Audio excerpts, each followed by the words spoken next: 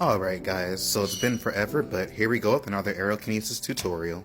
So I always like to go ahead and disclaim that you can always perform and practice Aerokinesis anywhere, but outdoors is a lot easier. I typically prefer to use paper fans because you can actually see your direct influence on the air and how you're manipulating it, but you can always just go ahead and practice like with trees or even just like, leaves on the ground. You can practice on flags, you can practice on pretty much anything. You don't really need a specific method.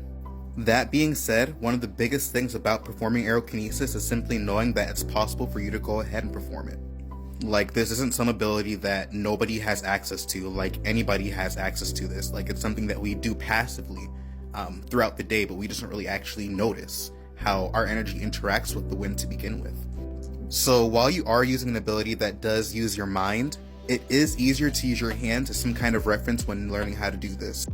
By having like a physical anchor to kind of sync your mind and sync what your actions are with the air manipulation, it kind of aids in the process of learning.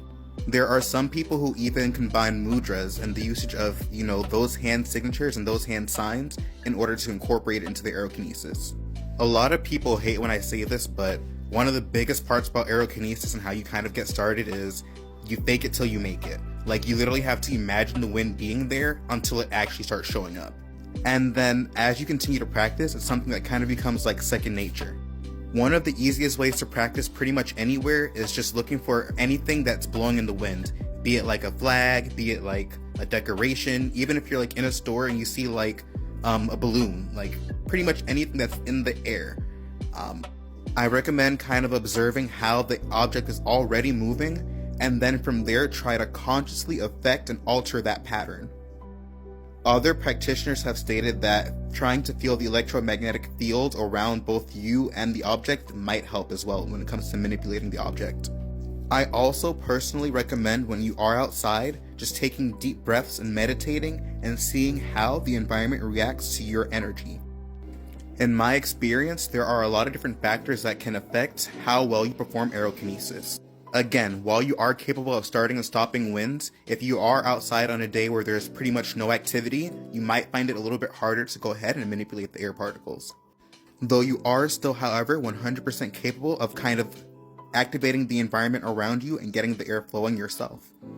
On the opposite side, whenever it's extremely windy, it's actually really fun to engage in that kind of charged environment as well. You'll find it easier to do things like push objects or move tree branches and, even perform like little leaf hurricanes and stuff like that, or leaf tornadoes. So I kind of like to look at it two ways, as your environment being activated like on, where it's kind of like, at a certain level of wind, or off, where it's kind of like a dead set. This also applies to practicing indoors, but to a heightened degree. Variances such as air pressure, variances such as having a window open or closed, variances such as, even having a door open or closed, can go ahead and have completely different impacts on your practice. Let me know if you guys have any questions in the comments. Hope you guys have a great day.